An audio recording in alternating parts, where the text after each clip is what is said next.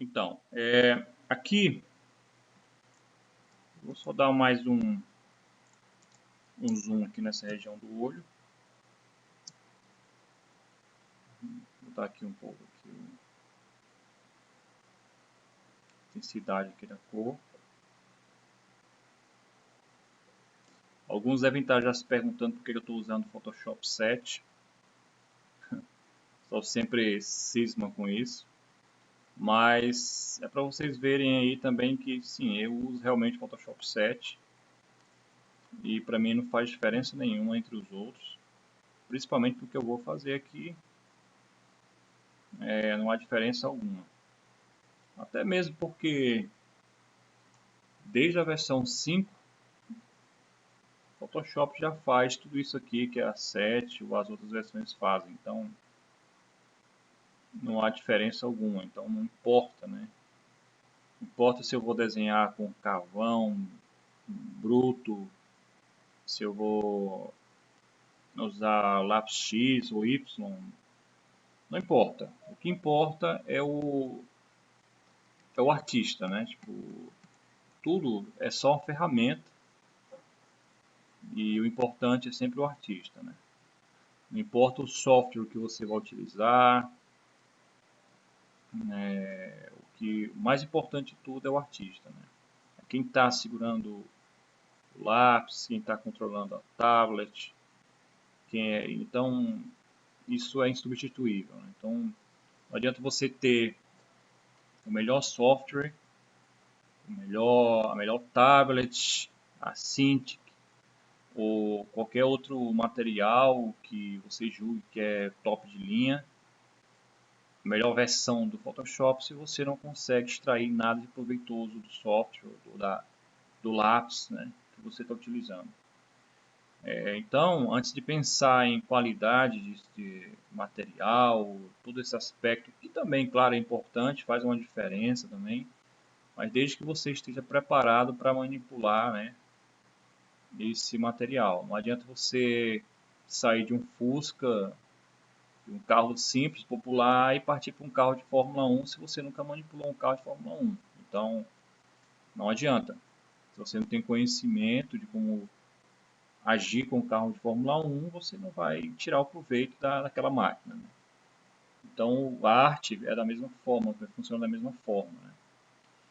Então, a gente vai ver muito isso, né? A gente vai falar muito sobre isso, né? Sobre esse aspecto, né? Tipo, da, da, da mítica, né? Que há por trás de tudo isso, de que aquela velha ilusão de que é a ferramenta que faz o artista vocês vão ver que na verdade é o contrário, né? Não é, a ferramenta é só uma ferramenta, não vai fazer diferença alguma se você não souber manipular ela. Eu vou pegar aqui uma imagem que a gente vai trabalhar muito, né, com imagem, né, e eu tenho algumas imagens que eu selecionei aqui só para a gente conversar sobre isso. Aqui eu tenho uma imagem aqui do Rodin, aqui do busto de Napoleão dele aqui. Então, se a gente for analisar essa imagem aqui, que a gente vai utilizar muito, né, muita referência a partir de imagem também, a gente pode verificar alguns elementos aqui que eu acabei de utilizar eu estava aqui fazendo o desenho do olho. Então é isso que eu falo em beber da fonte, né, em tirar, realmente extrair da fonte toda a informação que a gente precisa, né. Aqui no olho vocês podem ver que eu segui basicamente o mesmo conceito aqui, que a mesma marcação de planos, né, que o Rodin também seguiu aqui na escultura dele. Aqui vocês podem ver o arquivo aqui anterior que eu fiz.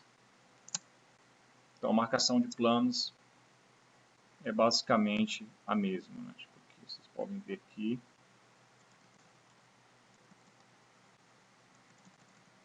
Tem a marcação aqui, ó. Vou marcar essas linhas principais aqui, ó. Então, o olho ficaria dentro dessa geometria aqui, né? Certo? Então, qualquer coisa, né, que quando você vai tentar reproduzir o olho humano, algo que eu vejo muito são algumas pessoas fazendo trabalho como esse aqui, né? Pegando a sobrancelha e construído nesse plano aqui. Essa construção fica bem complicada e principalmente construir o olho dessa forma aqui, que realmente eu pelo menos nunca vi ninguém com o olho dessa forma, né? Então fica difícil você tentar reproduzir o ser humano se você começa a modificar, né? Modificar alguns conceitos básicos, né? Então você passar disso aqui, né, para essa forma aqui quadrada, né, tipo assim, retangular, aliás, é bem diferente, né, do que seria isso aqui, certo? Outra coisa também que a gente vai ver bastante é a questão assim como da linha de movimento, e tem muito a ver, é a questão do shape, né, da silhueta, né, da figura. O que eu quero falar com silhueta da figura? Aqui, você pode ver que a face, a cabeça, né, a cabeça tem uma silhueta particular que algumas pessoas também têm muita dificuldade em compreender isso aqui. Então é muito comum, por exemplo, nessa silhueta aqui, na escultura que está muito bem representada de uma forma muito sutil, essa região aqui da maçã do rosto, do zigomático, geralmente algumas pessoas têm a tendência a fazer isso aqui, né? Deixar mais estilizado, o que gera uma diferença muito grande. A gente pode pegar aqui, por exemplo, eu posso vir aqui no Photoshop e pegar, por exemplo, aqui o Liquify e mostrar para vocês a grande diferença que iria fazer se, por exemplo, o escultor tivesse feito isso dessa forma. É assim que algumas pessoas desenham, né? E vocês podem notar, não precisa estender muito a conversa, vocês podem notar que essa construção não vai funcionar direito. Se você for voltar ao que deveria ser, como o escultor deixou, você vai ver a naturalidade, né, que se fica. Então, a gente vai ver muito também esse conceito da silhueta, né? Vou pegar um outro exemplo aqui para falar sobre silhueta. Essa escultura do Carpeux aqui, que é belíssima, né? E tem algumas silhuetas, né, extremamente, né, tipo, expressivas, né? Tipo, aqui vocês podem ver aqui, eu vou criar aqui uma nova layer para que a gente possa organizar melhor.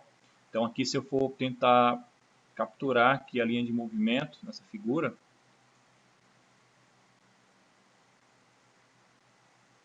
vocês vão perceber quanto é expressiva, né, a escultura, quanto ele... Vocês podem ver toda a linha de movimento aqui, ó. Então vocês podem ver que é extremamente expressiva, né? Certo? Então ele não só trabalhou ao movimento, na linha de movimento, a forma de deixar-se bastante expressiva, como toda a silhueta da figura é extremamente bem trabalhada, né? Tipo, não há defeitos, né? Não há erros aqui, né? Vocês podem ver aqui a silhueta da perna, da coxa, né? É extremamente sutil e delicada. Então, aqui, nesse garoto aqui, a construção da silhueta do braço extremamente bem trabalhada, né? Podem ver aqui o deltoide, um pouco aqui do tríceps lá atrás, aqui ele baixa e começa a trabalhar o antebraço. Então, se a gente for trabalhar e tentar descobrir qual é o espaço negativo disso aqui, a gente vai ver que fica dentro dessa área aqui. Se eu selecionar essa região, isso aqui é o que a gente chama de espaço negativo, vai ser possível vocês enxergarem bem a silhueta da figura. Olha aí. Então essa aqui é a silhueta, né? Essa é a silhueta da figura. Então é isso que a gente tem que estudar bastante, tem que trabalhar bastante. Não é só a estrutura muscular, mas é também compreender a silhueta da figura, né?